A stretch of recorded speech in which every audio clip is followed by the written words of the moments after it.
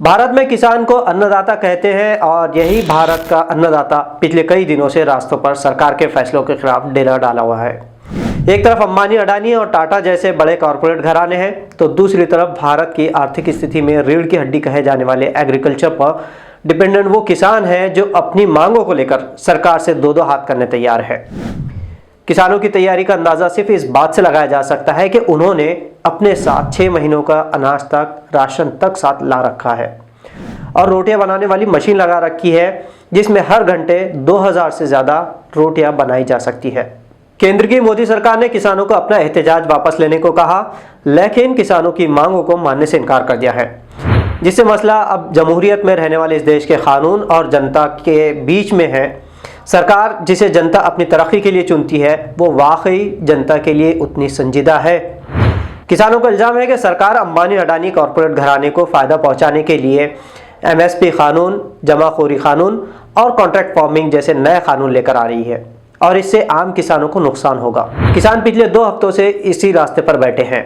ठीक उसी तरह जब CA और NRC के नाम पर कानून वापस लेने के लिए शाहीन बाग नाम से सारे देश में धरने हुए थे और इन धरनों को खत्म करवाने के लिए सरकार के अलावा गुंडों ने भी हर हथकंडा आजमा लिया। शाहीन बाग के नाम से लगे धरनों में बैठने वाले नागरिकों को देशद्रोही तक कहा जाने लगा, जबकि भारत का संविधान हर नागरिक को अपनी बात रखने की आज़ादी देता है, उसका हक देता है। जिस तरह पहले शाहीन बाग को ख़त्म करने सोशल मीडिया पर नफरत फैलाई गई, उसी तरह अब इन किसानों को खालिस्तानी कहा जाने लगा है।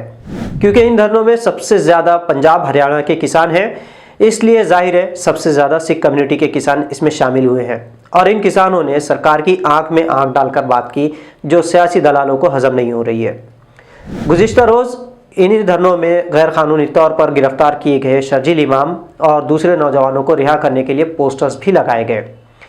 इससे बीजेपी खास तौर पर IT सेल की हवा गुल हो चुकी है और इन धरनों को बदनाम करने के लिए उन्हें खालिस्तानी कहकर पुकारा जा रहा है।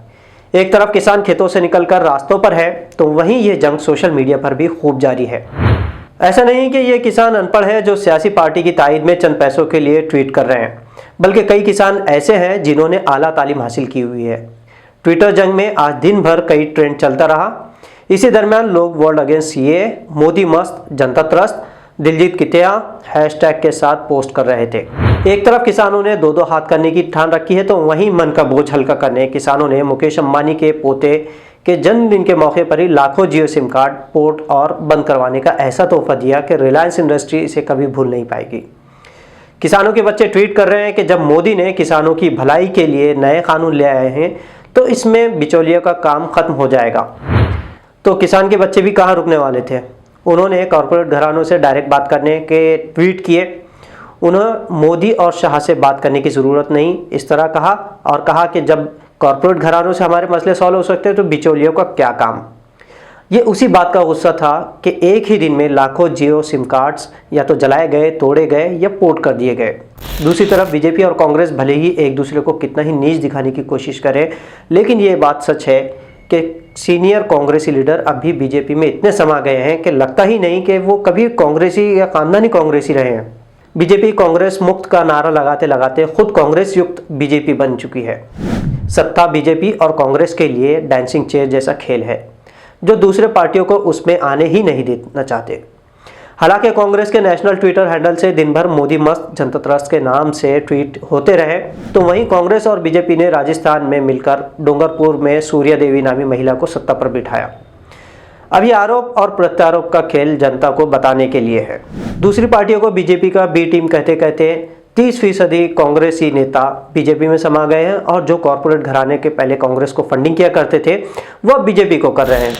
तो देश में अच्छे दिन किसके आएंगे, गरीब और मेहनत कशों के या उनके जो सत्ता हासिल करने अपनी पूरी कॉरपोरेट निछावर कर रहे हैं। जनता के टैक्स पर चलने वाले सरकारी इदारों का प्राइवेटाइजेशन के नाम पर बर्बाद हो रहा है। यह अजीब इत्तेफाक है, देश की सरकार कंपनियां दिन ब दिन कंगाल होती जा रही है और देश के कॉरपोरेट और मोदी जी के करीबी माला माल हो रहे हैं। क्या ना खाऊंगा न खाने दूंगा वाला जुमला जनता के लिए ही था। हमने किताबों में पढ़ा था कि जब रोम जल रहा था तो नीरो बांसुरी बजाने में मसरूफ था। अब वक्त बदल चुका है।